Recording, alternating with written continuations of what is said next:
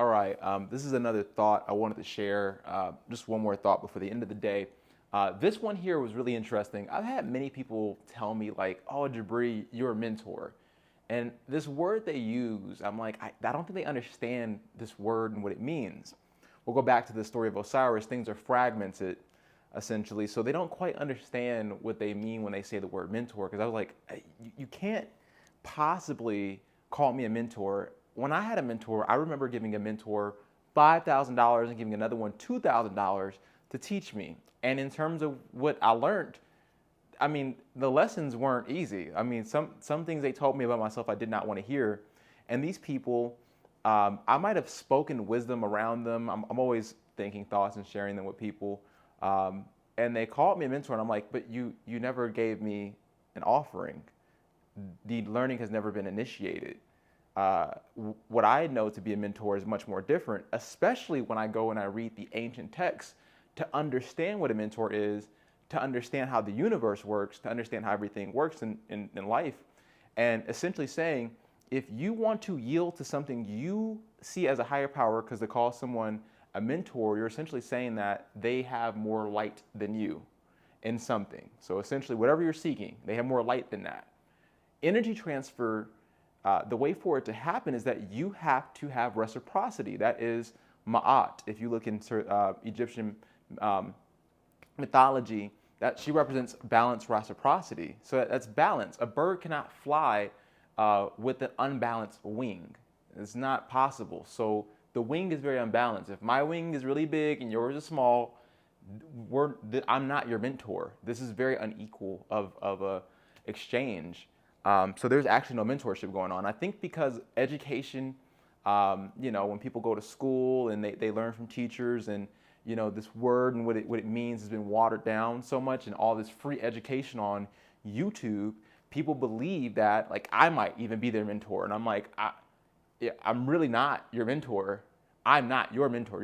You're just learning something. If you pick it up, you pick it up, but I'm not your mentor, and I'll tell you why, and I'll explain to you what the Egyptians clearly basically broke down what a mentor is. And this is like universal. Everything in the world operates this way. Everything in the world. How every plant interacts with each other, how a table works, is that it has to be a balanced exchange in order for anything to exist into the universe. So it has to happen. It's an energy exchange, and it's necessary. So let's take this. This is the student here, okay? The student. The student has the eye. In Egyptian mythology, Ra sends out his eye to inspect. Now, note the eye is on the student, okay? It is the observer. It is the observer, okay? An eye is useless without the mentor. The mentor represents light. So I put the sun disk above their head, okay? An eye is useless without light. If you close your eyes right now, it's pretty much pointless to walk around in your living room without running into something. So you need light, and that is the energy exchange. Light helps you see, and therefore, now that you can see, you can operate in the world and do more things for the light, essentially. So this exchange has to happen. It has to happen. You were given eyes for a reason, and this eye here is what lies. When the energy exchange is not happening, the eye closes, essentially. Now, in the story with Ra, when he sends out the eye, the only way that it returns is through repair, through an offering. The only way the eye returns to Ra, returns to the sun disk. The only way it returns is through an offering. What does that mean? That might mean you would have to endure a lesson. Maybe the mentor might request of you to do something that might be a hard task. There is something that they will request of you. That is the energy exchange. Offering, maybe you might have to offer food. That's what this eye means. Anytime you see the eye of Ra, that's what it means. That's what it means. It's the eye of repair. And the only way it comes back to the sun disk is through repair, through an energy exchange. So you want to learn, you got to give up something. That's the only way you're going to reach the light. That's basically what it's telling you. For your eye to see, you must offer something because you ain't going to see shiznit. Okay, I'm trying not to swear. You ain't going to see nothing if you don't give up anything. This is why people, you notice this, people who don't have to pay for their education, I'm not saying like college or anything, I'm just saying like, if you want to learn something, you're better off like pulling out your wallet and paying for it, and then now you're forced to sit down and learn, than for you to learn for free off of YouTube and think that you're a master at things. Like there are people who legitimately think they know a lot about like Egypt, ancient cultures, and I don't know if you know this, but the average Egyptian book, like breaking down the text and translating it, can be anywhere from $300 to $600.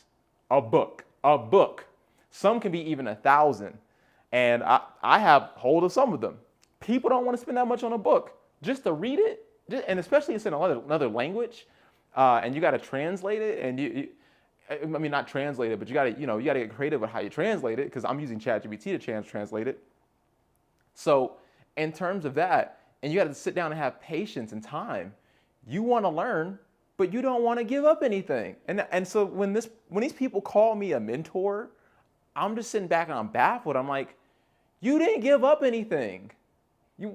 That's why offerings are so important. When you look at ancient cultures, an offering of a flower, an offering of food, these things are so important. But one thing this culture gets really used to, and it's really interesting, is that we believe that we don't have to give up anything at all, and we'll get something. Asinine, completely asinine. But if you tell them like, hey, you got to pay for your, even, you know what, here's the funny part. I'll even say this. When it comes to college, like people are okay with, okay, I'll go into debt to get a better education. I'm just sitting back like, okay, so why don't you apply it to everything else in life? Why does it only work when it's college? Why don't you and even then, you got people who don't want to pay their college debts. So it's this habit of we don't have to give up anything. We don't want to have to give up anything. So when these people call me a mentor, I'm like, it's crazy. How can I be your mentor? I want to break this down in another analogy way. So I wrote an equation here, and if you want to kind of write it down in your phone, I even have it broken down in another way. Feel free. This is just something like a thought to share with you. Light transfer, okay? Light. What is the representation of light? Light is information, okay? Light is information. Your eyes absorb light, which is information that helps you see in the room, and that's why you can see objects and you don't run into them, because you see the information. That's what light represents. Light represents information. So your mentor's sun disk above his head represents information. It helps you understand what is around you. You may have the eye, but the eye is useless without the light. Understand that. So, in order for a information exchange to happen, an information transfer or a light transfer to happen, all right, this needs to happen. It is equal. That happens when an offering, okay, times the student and mentor exchange happens. That's when light is transferred. In other words, let me break this down in a video game metaphor. And if you've never played a video game a day in your life, I suggest, look, you might be closed-minded to it, but I suggest like, hey, just try it and just see what you learn from it. You ain't got to play the video game for like that long. Just try it for like an hour or 30 minutes of your time. Some people think that everything is like not worth their time sometimes. And I'm like, yo, like, that's so crazy. Like, these things have been here before you, and they can teach you a lot. And sometimes you might even get some of these lessons the person's trying to teach you if you just gave it a shot, just to see what I'm talking about. Because we've done this, we've already made these systems. You know, video games imitate life, which is really interesting. That's why I like video games. They imitate life. They're coded up to have physics of gravity, life, and also teach at the same time. So they're trying to mirror life as much as they can. But let me break down this equation here. Video game meaning. All right? The character does not receive experience points, and experience points are what's needed to level up. You need experience points to go from level 1 to level 2. So to get better at the video game. So the character does not receive experience points until the mentor's quest is completed. Endpoint, that's it. So essentially, you do not level up with this specific character. You can't call them until you do their quest. So in a video game, how to work, and in case you never played one, and just play Skyrim for like 30 minutes. You'll see exactly what I mean. Or Grand Theft Auto. But I think Skyrim's a better example. It's quicker and it's faster. But basically, you'll go to a character, okay? The character will give you a mission. The mission might be a long mission. You might have to complete 8 things. But until you complete all of those 8 things, you cannot receive what they want to give you. They might give you the most powerful sword in the game once you do that. And they might level your character up tremendously. They might, they might give you access to a hidden dungeon. But you don't get that until you give them their offering. They told you what they wanted. It's not up for you. It's not up for debate. And here's the thing. Some of the things they might ask of you is a pain in the butt. They might even tell you that you got to get rid of some things. As a character, you got to get rid of some stuff in your inventory. That hurts. That hurts. But hey, it's a part of the game. You want to get better? This is what it comes to. And some of these things test you. Some of these video games, they get very symbolic and they test the character to see if you'll pick up, if you'll do the thing that they're requesting. So let's say you have the most powerful sword in the game, and this is before you can go and look up things online, and the character tells you to destroy it, get rid of it, can't exist anymore. It's like you got to trust that this character is telling you to get rid of this. And you may not know what they have in store for you. That's just all up for debate. You don't know.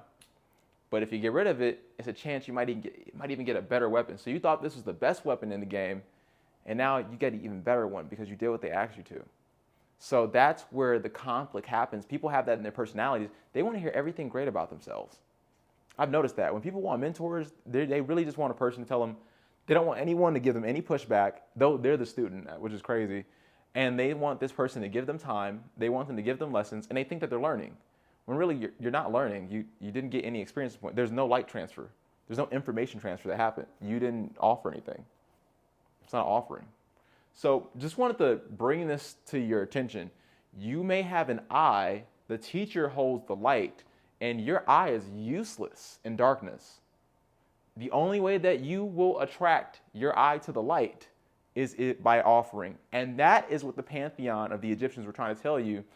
Look, I got the books. I'm letting you guys know I got the books. Trust me or not, whatever it is, I'm saying that in the sense that no one is your mentor until you give them an offering. Other than that, learning on YouTube is not learning by mentor. I'm sorry, they're not your mentors. You didn't meet them in person. You didn't do anything for them. You didn't offer your time. You didn't work for them. You didn't offer money. None of this. None of that. None of that.